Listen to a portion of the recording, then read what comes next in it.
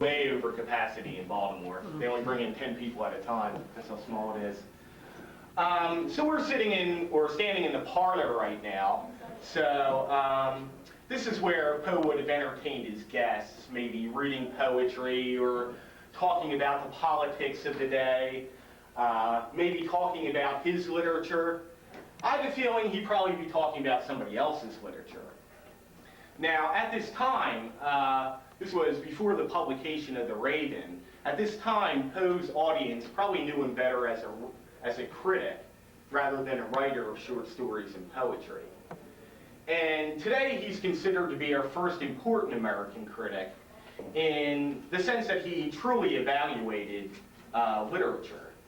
He was very analytical and tried to give good reasons why literature was of high quality or poor quality. So he was very discriminating. And this was at a time when being a critic basically meant just praising your best friend's work and damning your enemies. Poe tried to be much more analytical than that. He also was a staunch advocate for copyright reform, so American writers could make more money through their literature. And he was also one of the first critics to really recognize the genius of Nathaniel Hawthorne, at a time when Hawthorne was being ignored by the American public. So there's a lot of good things that you could say about Edgar Allan Poe as a critic.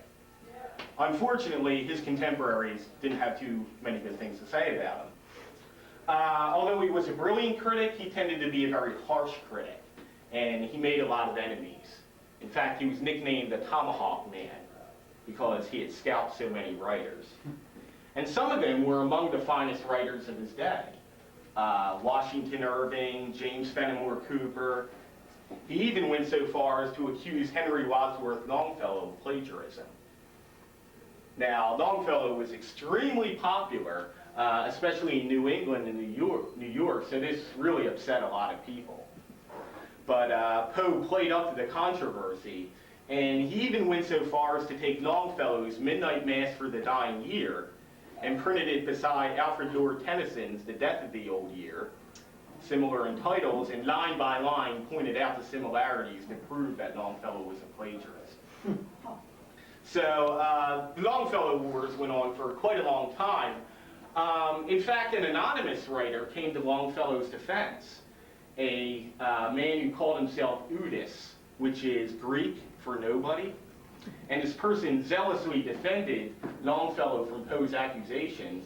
A lot of scholars think that Poe may have been Udis, writing under an assumed name, arguing the issue from both sides to keep the controversy before the American public. And Poe, who is very well known for his hoaxes, which I'll be talking about in a little while, it seems like something he may have done. So, although Poe was a brilliant writer, he wasn't fully appreciated during his lifetime. It's really years after Poe died that he began to get credit for being a brilliant critic and for being a brilliant all-round writer. A lot of writers were influenced by Edgar Allan Poe. Charles Baudelaire, who translated Poe's works into French, thanks to Baudelaire and some of the other French Symbolist poets, Poe had a far greater popularity in Europe that he didn't have here in America. Oscar Wilde was influenced by Poe. Jules Verne was influenced by Poe. Many consider Poe to be a pioneer, if not the inventor, of science fiction stories. And another writer named Arthur Conan Doyle was heavily influenced by Poe, and Doyle's famous for creating what character? Sherlock Holmes, right. In fact, he based his Sherlock Holmes stories on Poe's detective tales.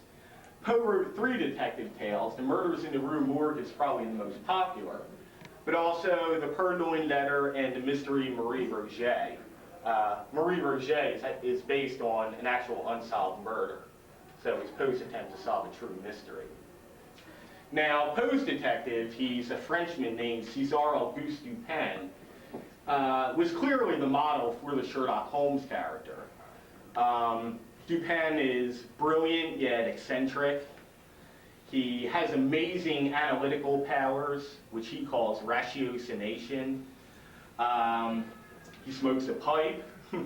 He does his work outside of the law, and he also in these stories there's the sidekick narrator, who's very trustworthy and helpful, but not quite as brilliant as the detective themselves.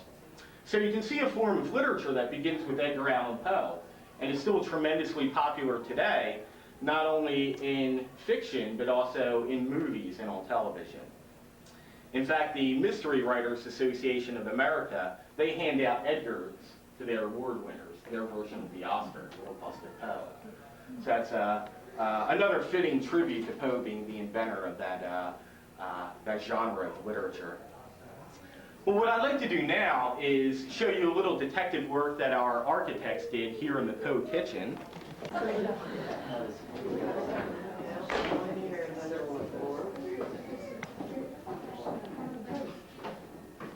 Prop for telling what Poe's story.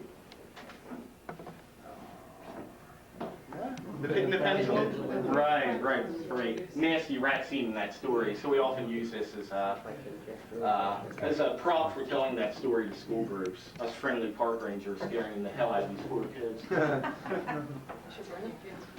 But anyway, this is the Poe kitchen, and can you see some clues, some evidence that this was used as a kitchen? Yeah, there's a thing for the stove, the pipe to go out. Very good. You can see evidence of where a stovepipe went into the wall. Now, we're not sure if Poe had a stove, but it's possible. But obviously, somebody did some cooking in here. Any other clues?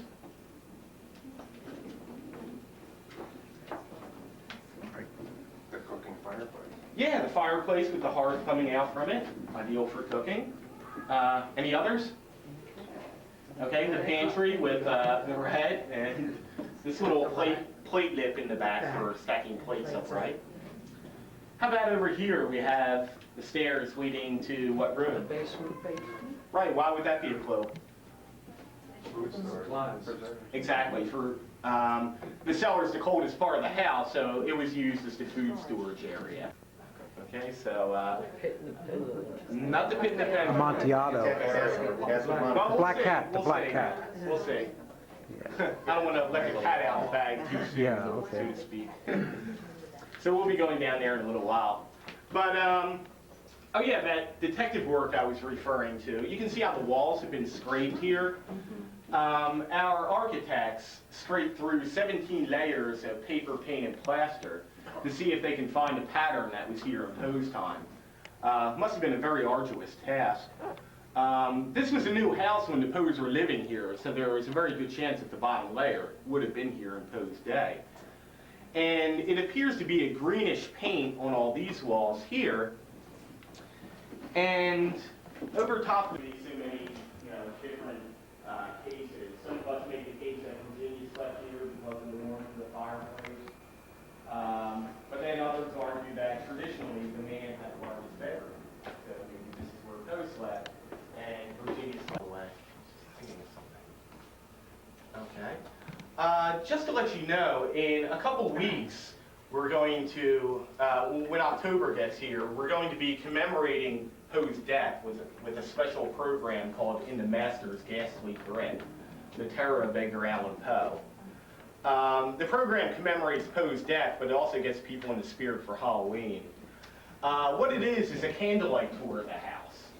And as we go through the darkened house, we discuss Poe as a master of the horror genre. And we talk about some of the things that frightened Poe's generation. For example, disease, premature burial, people being buried alive.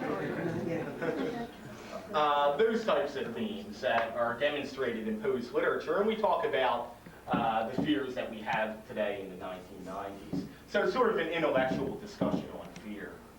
So if you're interested in that program, we are taking reservations for it now. So keep it in mind. We also have brochures up front, so if you can't decide now, sort of the Stephen King of his generation. Now, a lot of people assume that that's all that Poe wrote. Now, he certainly didn't invent the horror tale, but in my mind, he perfected it. He took a lot of the horror tale conventions and just improved upon the genre by greatly improving the prose style, and also he had great observations into the diseased mind. And that definitely comes through in a lot of his horror classics, like The Telltale Heart and Black Cat. But although he perfected the horror tale, they actually represent a small portion of what he wrote. He also wrote the detective tales, poetry. Many consider him to be our first great American poet. I probably hold out for Whitman myself, but Poe did write a lot of great poetry, and of course The Raven and Annabel Lee are two good examples of what Poe called the rhythmical creation of beauty. He felt that poetry should be musical, hypnotically rhythmic, and devote itself to cultivating beautiful things. Poe also wrote comedies. About half of Poe's work is comic, half of his fiction is comic. But a lot of people aren't familiar with that side of Edgar Allan Poe. A lot of the humor is a little tough for the modern reader to understand. A lot of it's political humor about the political scene of Poe's time. So it's a little tough for us to understand today, just like people won't understand a Bill Clinton joke 100 years from now. But some of the comedies are pretty good. There's one in particular I like called The Man That Was Used Up. And it's about this military leader who's running for public office. And this man's very handsome, seemingly intelligent. He knows all the slogans. He's very charismatic. The voting public loves him, especially women. But you learn by the end of the story that he's just a bunch of parts that need to be assembled. He has to have his legs screwed on, and his arms screwed on, his head placed on with a wig over top of it, false teeth. So he's just these bunch of parts that need to be assembled before he's sent out to his adoring public. Now, for me, that's a pretty good metaphor for a politician, a mechanical man. They were artificial in Poe's time, and of course they still are today. So that's The Man That Was Used Up. It's a pretty amusing story. He's also considered to be a pioneer in the science fiction genre. He wrote stories about time travel and balloon voyages to strange places across the Atlantic or to the moon or into the future. And stories like these would certainly be considered early forms of science fiction. And one of my favorite stories, and it's one I'll be telling a couple weeks from now, is a sci-fi tale called The Facts in the Case of M. Valdemar. It's about a man named Valdemar who's dying of tuberculosis. And while he's dying, an experiment is held. Some people hypnotize Valdemar in articulo mortis at the brink of death. And somehow they manage to stop the death process. So clinically, Valdemar appears to be dead. His heart's not beating and he's not breathing, but he's still talking. He's still communicating, describing his feelings from the afterlife, begging his torturers to take him out of the trance. And finally they do after 7 long months of incredible agony. And by then, Valdemar's body's all shriveled up, and his cheekbones burst through the skin, his lungs collapse, his tongue's all blackened, foul-smelling yellow fluid leaks from his eyes, but he's still yakking away. So is he dead or is he alive, and what happens when he's finally lifted from this mesmeric state? Fascinating story. I'm withholding the ending for you to read yourselves or come see us in a couple weeks. But it's a fascinating tale, particularly because, well, Poe examined that theme of an afterlife over and over again in a lot of his literature, so it's a fascinating theme. But also, Poe wrote it in this very cold-blooded scientific language with a lot of medical terminology. He had a pretty impressive knowledge of medical science. And it was so convincing that Valdemar was actually published in a scientific journal in England. And a lot of people were convinced that it was a true tale. So I mentioned Poe's hoaxes before. This one would be considered his master hoax on the reading public. So that's another tale that I would highly recommend to you, The Facts in the Case of M. Valdemar. Also, finally, Poe also wrote a lot of essays and observations of nature. He wrote a wonderful essay called A Morning on the Wissahickon about the Wissahickon Creek area here in Philadelphia. This writing is filled with the kind of rich, natural imagery that people would associate more with Emerson and Thoreau than Edgar Allan Poe. So, although Poe is recognized as being the master of the macabre, he was not a one-trick pony. He took on so many different types of literature, so many different genres, and did them all reasonably well. So. Okay, questions so far? Yeah, I have a question.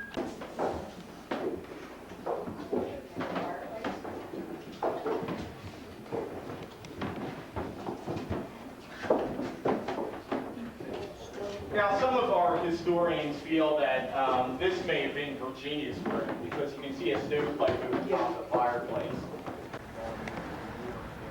This was a relatively good time for Poe, although he was still struggling financially.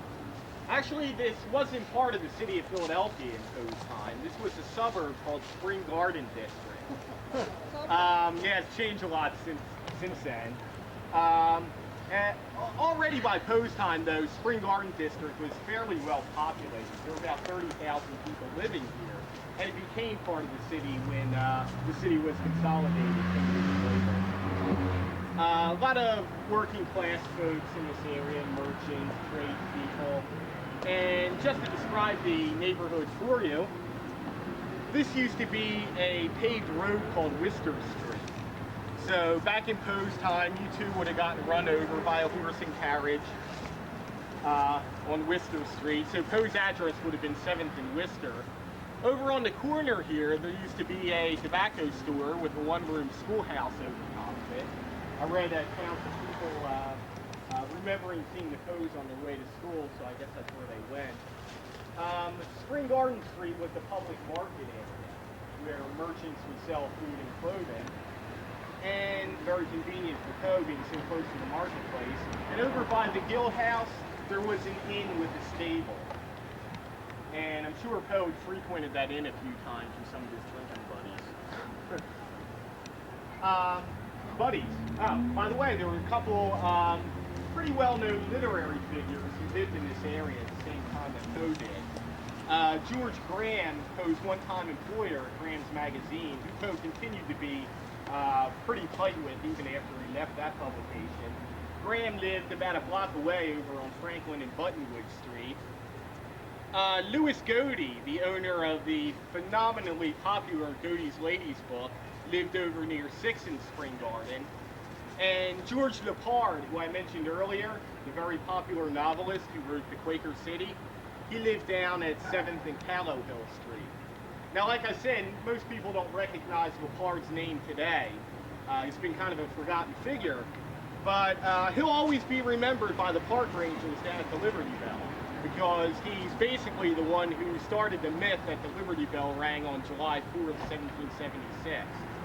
It probably did not, and the park rangers down there will tell you why, but thanks to George Lepard stating this in a story, this notion became a part of American mythology, and the poor park rangers down there have to debunk that myth about 20 times a day, thanks to posts written by George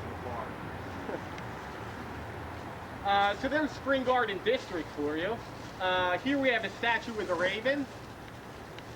Now, for years before the Park Service acquired this site, it was a private museum, and it's likely that he at least worked on it while living here.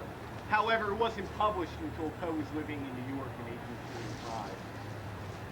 1845. So the statue is a tribute to his most famous work, and it definitely lets you know whose home this is. Who else would have a raven in the front yard? But I've often thought that we should have a large black cat instead, because the black cat was published while Poe was living here, and I'm going to show you a possible inspiration for that story, Poe's cellar.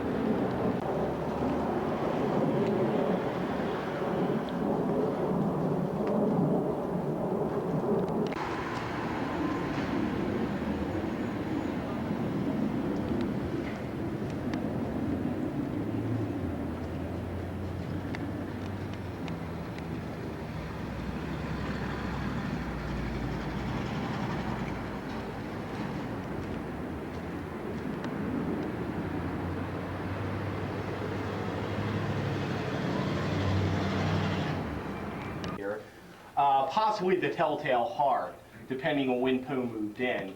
That was published in January of 1843, and if Poe was living here at that time, that may have been written here. The Gold Bug was published while Poe was living here. In fact, he was awarded $100 for that story in a local writing competition. It was by far his most profitable short story. I'm sure The Gold Bug alone paid several months' rent here. And the other classic tale that was published here was The Black Cat. And I'm sure some of you are familiar with that story. It's one of Poe's most popular works. And it's another example of Poe's talent for really examining the psychotic mind. The interesting thing about Poe's literature is a lot of the stories are told by narrators who are in some way mentally deficient, psychologically unsound. For example, Ligeia is told through the eyes of an opium addict. The Telltale Heart through the eyes of a schizophrenic. And The Black Cat is told through the eyes of an alcoholic. And that adds an interesting dimension to Poe's literature because you don't know whether or not to believe their testimony or not. What seems to be supernatural occurrences in these stories can easily be explained away by just saying they're the rantings of a madman. So it adds a very interesting depth to Poe's fiction. But The Black Cat is basically about an alcoholic who, as his drinking problem becomes really bad, he begins to abuse his family and abuse his favorite pet, a large black cat named Pluto. Now, I don't have time to tell you the whole story today. I do recommend that you read it for yourselves. But I will tell you about the pivotal final scene. Now, towards the end of the story, the man is coming down the cellar stairs with his wife. And the black cat runs underneath his legs and almost trips him. And the man's just consumed with anger. And in a drunken rage, he picks up an axe to go and kill the cat. And his poor wife intervenes and tries to stop him. And whack! She, quote, buries the axe in her brain. Poe describes it very bluntly. And she falls dead at the bottom of the cellar stairs. Now, the murderer has to hide his victim somewhere, right? Let's see what kind of potential fiends we have among you. Take a look around the cellar here and think about where would be a good place to hide the corpse. What are we going to do with it? Well, I think the floor was Wall dirt. her in. Probably was a dirt cellar, so we buried her.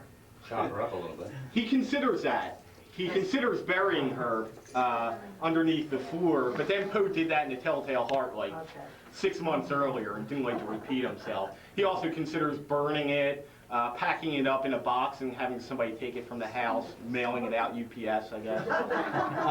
But he looks around the cellar, just like you did. Have you done this before? Okay. Good. He decides on the false chimney. Now, he describes the cellar very vividly in that tale, and it looks just like this one. And it includes a false chimney or fireplace. And that's what this structure is here. Now, this isn't a working fireplace. If I build a fire in there, we'd probably all die because there's no opening for the smoke to escape. There's no flue. However, it does have a purpose because it helps to hold up the fireplaces above it. So it's here for structural support. Occasionally you'll see these in old homes. But of course in The Black Cat it takes on a more sinister function because the murderer carries his victim over to the false chimney, stuffs her inside, bricks it up and plasters over it, and he's convinced he has committed the perfect crime. But then, a couple days later, the police come, and they make a very thorough search of the house, and the guy bravely lets them look around because he's very confident that he's not going to get caught. So they make that very thorough search, searching the basement even a couple times, and they don't find anything. Yet just as they're going back up the cellar stairs and getting ready to leave the house, and the man would be off scot-free, he starts to get a little too cocky. Now, many of Poe's murderers do this. They push their luck. Poe had a term for it, in fact. He called it the imp of the perverse. He said that men will often willingly do wrong for wrong's sake. They will willingly do the thing that they know they should not do. And this impulse leads to their self-destruction. And that's what this guy does. He takes his cane and starts rapping on the wall, saying, "Hey gentlemen, see how well this house is built? See how strong these walls are constructed?" Kind of rubbing it into their faces that they don't know what's going on. But then from behind the wall comes this horrible sound. A howl, a wailing shriek, half of horror and half of triumph, such as might have arisen only out of hell from the throats of the damned in their agony, and of the demons that exult in their damnation. Of my own thoughts it is folly to speak. Swooning, I stagger to the opposite wall. For one instant, the party on the stairs remained motionless, through extremity of terror and awe. In the next, a dozen stout arms were toiling at the wall. It fell bodily. The corpse, already greatly decayed and clotted with gore, stood erect before the eyes of the spectators. And upon its head with red extended mouth and a solitary eye of fire sat the hideous beast whose craft had seduced me into murder, The cat. and whose informing voice had consigned me to the hangman. I had walled the monster up within the tomb. So he makes the mistake of walling up the cat with his victim, and the cat shrieking gives him violating our policies regarding authenticity. Now, while working for Burton Gentleman's Magazine here in Philly, Poe wrote a satire on interior decorating called The Philosophy of Furniture. It makes fun of the fashions of the time, pokes fun at Americans and how tacky we are when it comes to furnishing our homes. Poe complains that Americans furnish homes with the idea of displaying wealth rather than common sense and good taste. We're a very tawdry lot. And he recommends how a room should be furnished in a method that's very attractive yet very affordable. And he goes on to describe this room in great detail. And as much as we could, we tried to make this room look like the one he describes. Now, according to the essay, the perfect room should have an octagonal marble table, a crimson carpet with an arabesque pattern, a crimson rosewood sofa, silver tissue wallpaper, crimson tinted windows to alleviate glare. Reminds one of the seventh room in Poe's The Mask of the Red Death, if you've read that story. An oval-shaped mirror, placed high enough so you're not distracted by your reflection. Portraits of numerous works of art, among them portraits of beautiful women done in the manner of Thomas Sully, who was a famous portraitist. This is a copy of a Sully painting, in fact. Her name is Charlotte Cushman. Yeah, she was probably the first internationally recognized American actress. Very popular in Poe's time. Those of you who are from Philadelphia are probably familiar with the Walnut Street Theater. Those wonderful never-ending remembrance. So these two are recent. You can get them Friday at any major bookstore.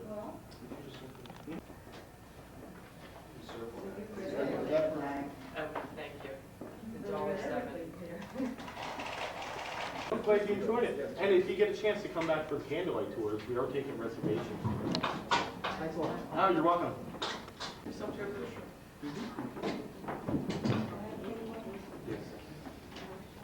Ellen was